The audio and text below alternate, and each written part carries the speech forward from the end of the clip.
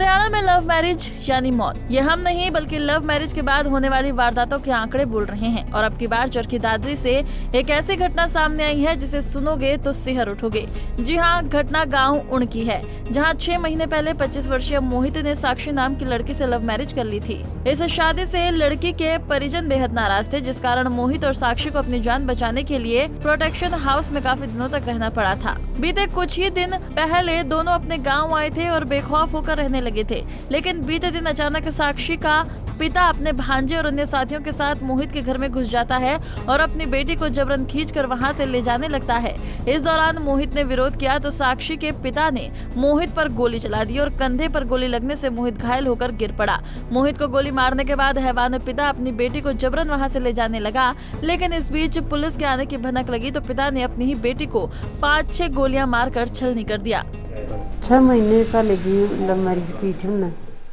अब वो आए तो लड़की ने उठा ली, लड़की ने किलकी मारी तो वो उधर से मम्मी बेटा भाग गए। मम्मी रोटी पो रही थी, लड़का वो बना रहा था। जब वो इतना लड़की ने लेके भाग गए, लड़का गोली मारी, उन्होंने वापस दरवाजा बंद कर लिया। उसके बाद में लड़की की सूचना मिली, अभी हमने लड़की मिल गई, PGI रेफर कर दी पुलिस ने। बेटे के जिस्म को गोलियों से छलनी करने के बाद आरोपी पिता उसे मरा हुआ जानकर मौके से फरार हो गया, लेकिन ऐन वक्त पर पुलिस की टीम वहां पहुंच गई, जिसके चलते साक्षी को फौरन रोहतक PGI में ले जाया गया, जहां उसका इलाज चल रहा है और लड़की अब खतरे से बाहर बताई जा रही है।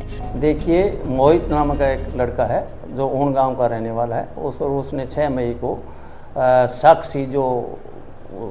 साक्षी से लव मैरिज की थी और कुछ दिन यहाँ प्रोटेक्शन होम में रहे थे और प्रोटेक्शन होम में रहने के बाद उन्होंने शपथ पत्र देकर अपने गांव ऊण में चले गए थे। तो कल 14/11/2023 की बात है कि करीब 6:30 बजे उस लड़की का पिता कुलदीप सिंह और एक उसके साथ और 4-5 अन्य लोग जो है आए थे और उनके पास 2 के पास असला बताया है, जो उन्होंने फायरिंग की, जो एक उसके मोहित के हाथ में लगी है और साक्षी को जो ज़बरदस्ती किडनैप करके हत्या करने की नीयत से ले गए। इस बारे में दरखास्त जो मोहित ने दी है, जिस पर थाना बोंद के अंदर अभियोग अंकित किया गया है और बाकी हमने जो है सारी गाड़ियां लेकर और रानीला गांव और उनकी तरफ जो है नाकाबंदी वगैरह की, उनके जो है ना सघन अभियान चलाया आरोपियों की तलाश के लिए।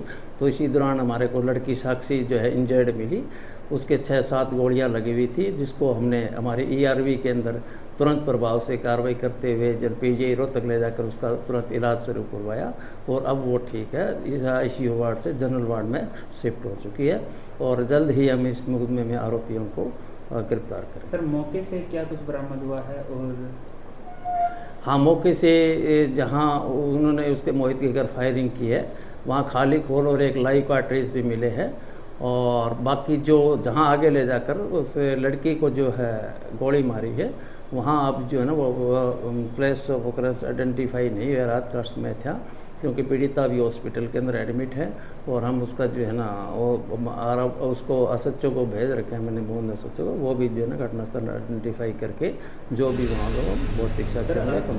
लड़का मोहित और लड़की साक्षी दोनों अलग अलग गांव के हैं। दोनों में गहरा प्यार था और 6 महीने पहले दोनों ने परिजनों के खिलाफ जाकर लव मैरिज कर ली थी।